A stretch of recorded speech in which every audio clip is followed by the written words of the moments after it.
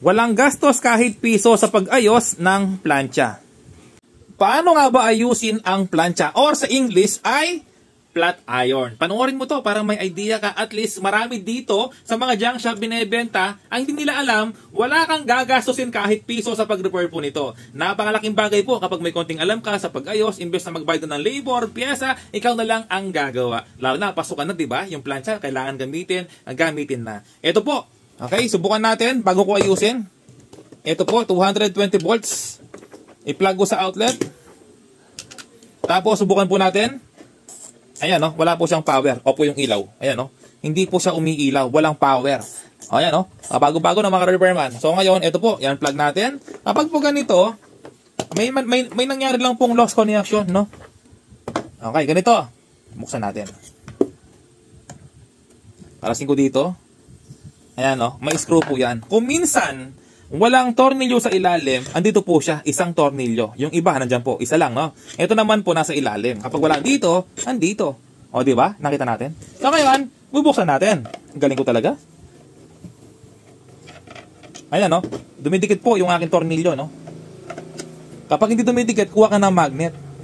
Sigurado po, kakapit yan. Ayan, tanggal na. Tapos, sa harap naman, kapag wala ka nakitang tornilyo, nakaklip lang yan. So, kuha ka ng flat screw. Flat screw. Aray. Ayan, no? Galing ko talaga. Tapos, alisin ko to. Ganda, ang cute, to. Baso. Tapos, ayan, no? May isang tornilyo sa gilid. Alisin natin. Kung paano kinalas, ganoon din po ibabalik.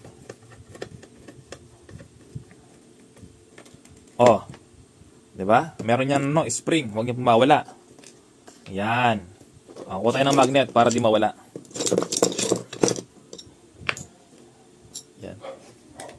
Yan, no? Tapos, kapag tanggal na yan, alasin na natin. Di ba? Ganyan lang kadali, mga repairman, no? Ang bilis. Ngayon, ang gagawin po natin, alasin natin to. Alasin ko yung ilaw, tapos yung tatlong tornilyo. No? Kung paano yung kinalas, ganoon din ibabalik.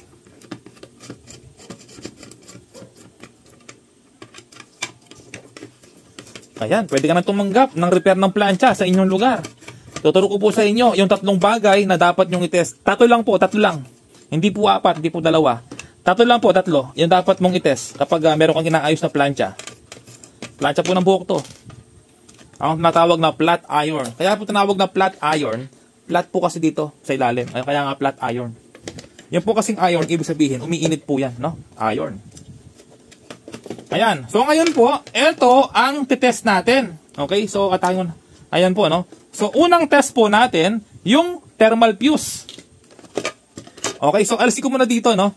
Yung dalawang nakaklip na yan para hindi po tayo mahirapan. Huwag ka ng plier. Hindi mo kailangan putulin. Plier lang po.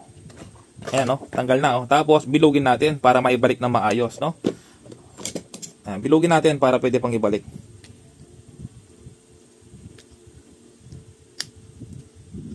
Ayan, bilog na siya. Tapos, yung isa, pag nailagay mo kanina, mamaya, okay lang, kahit baliktaran, walang problema, ano? Ayan, nahulog na. Ayan, ito po, nahugot. Nahugot to. Ayan, nahugot to. Ayan, kapag ganyan nahugot, i-cut ko na. Ayan, no? Tapos, balatan ko ulit. Ayan. Para mamaya hindi na mahirapan sa pag-test.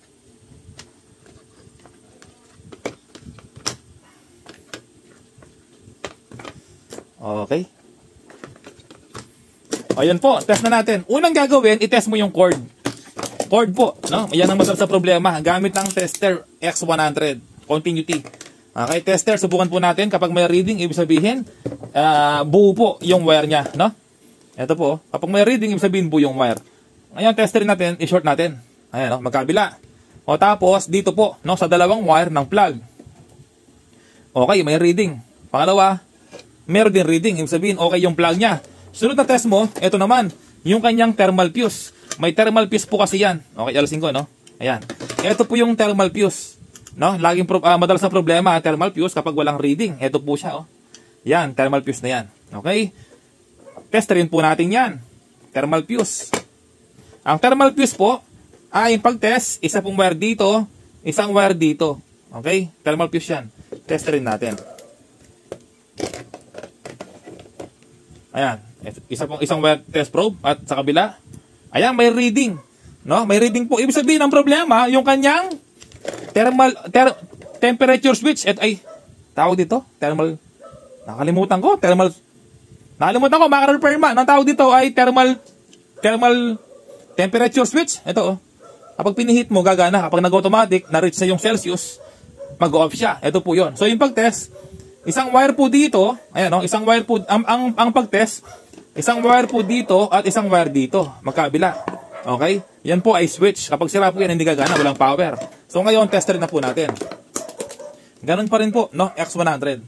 Ngayon, isang wire po dito, ayan, no? Isa dito, hawakan ko na siya. Tapos, isa po dito sa kabila. Okay?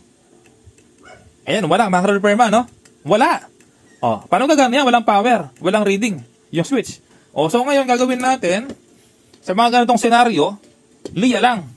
Liya lang po katapat dyan. Kuha tayo ng liya. Ayan, no? Iba talaga kapag jack repairman. Useful yung mga video, mga ka-repairman, no? Saan ka ba? Okay, so wala tayong liya na makita. Ito na lang. Ay, hindi. Kailangan talaga liya. Liya. Liya, where are you? Kanina nandiyan ka lang eh. Ba't bigla ka nawala? Sabi ko sa'yo, hintayin mo ako eh. Yan, nagitay tuloy yung mga followers natin. Liya. Nasaan ka? Liya. Where are you? Ang dami kaninang liya eh. Ito, liya. Ito pa. Ito pala. Hindi ka nagsasabi. Ayan, no? Kung minsan, kinakausap kong sarili ko, normal lang po yun. Ayan, ito po. Liya. Ang gagawin natin, baliktaran. Ayan, baliktaran po, no? Tapos, ipapasok natin doon, no? Dito po. Diyan ko ipapasok yung liya. Tapos, ayan, pasok na. O, tapos liyahin natin. Ayan. Kung minsan po, nagkakaroon ng kutil. Normal lang po yun. Nagkakaroon ng kutil. Lalo na sa mga rice cooker, no? May contact po yan. Kaya kapag may power yung rice cooker, hindi umiinit, ayaw mag-cook. Ayan po, contact switch. Ayan, no? Pasok sa gitna. Ayan, no? Ang dumi, oh. Ayan, no? O, baltar niya, may gas-gas. Di ba?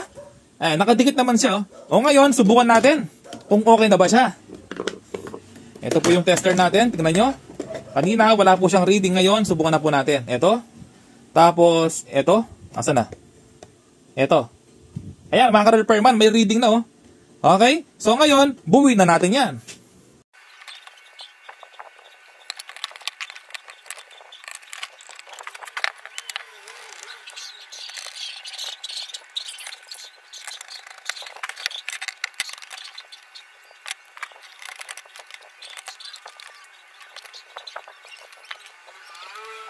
Sa paglagay nito, dito sa kanyang switch, para hindi kayong mahirapan, isero mo siya. Okay, zero, ayan, no? Meron po siyang guhit. Kailangan isakto mo dyan. Ihulma mo. Yung iba, nahirapan po dito, no? Ayan, no? Tapos, kailangan nakatapat po dyan. Kailangan sakto. O, ganyan lang. O, tapos, yung wire, kailangan pong ipasok na maayos para di maipit. O, tapos, habang sinisilip nyo, pasok na. Okay? So, ngayon, ilalagay natin yung tornilyo. Yan, para may idea po kayo, no? Kung paano ilalagay yung mga kinalas ko. Ito yung baso, tsaka yung mga spring. Iba po talaga kapag full demo tutorial, no? Yung kasing iba, nagpa-forward ng video natin. Kaya hindi nila ganong maunawaan kung ano yung mga ginagawa ko po sa video. Kaya ang nangyari, nagtatanong po sila sa atin, ang problema, yung iba, hindi ko po nare-replyan dahil sa sobrang dami. Ngayon po, yung dalawang tornilyo, binalik ko na, ibabalik mo rin yung sticker na to. O, di ba? Ang daling ayusin, wala kang gastos kahit piso. O, tapos ito, yung pitchel, no? Lalagay mo rin. Pero bago yon, unahin mo to. Yung inalis mo kanina na may spring, na may tornilyo. O, di ba? Nilagay natin to. Ay, tinanggal natin. Ganun mo rin ibabalik yan. O, kapag ayaw dumikit, kuha ka ng magnet. Yung magnet mo dito, didikit yan.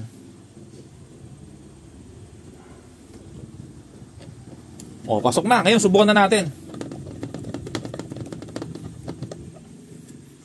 O, ito naman po, kung paano tinanggal, ganun din ibabalik. O, ganyan, di ba? O, ito naman, o. Lalagyan po ng tubig yan.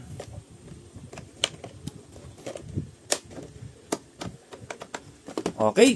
So, ngayon mga ka-repairman, subukan na natin. I-off ko yung ilaw. Kanina, walang power po yan. Ngayon, ayan oh, may power na siya oh. Pagka power mo, ilaw na siya. Tapos, mag-automatic po yan kapag naris na po yung init. Ayan oh, nag-off na siya, di ba? Ngayon, pihitan ko ulit. Ayan oh, mag-on yan. Kapag na-reach na po yung init, ayan, kapag na-reach na po yung init, ayan, mag-off yan. Oh, init oh. Ang init.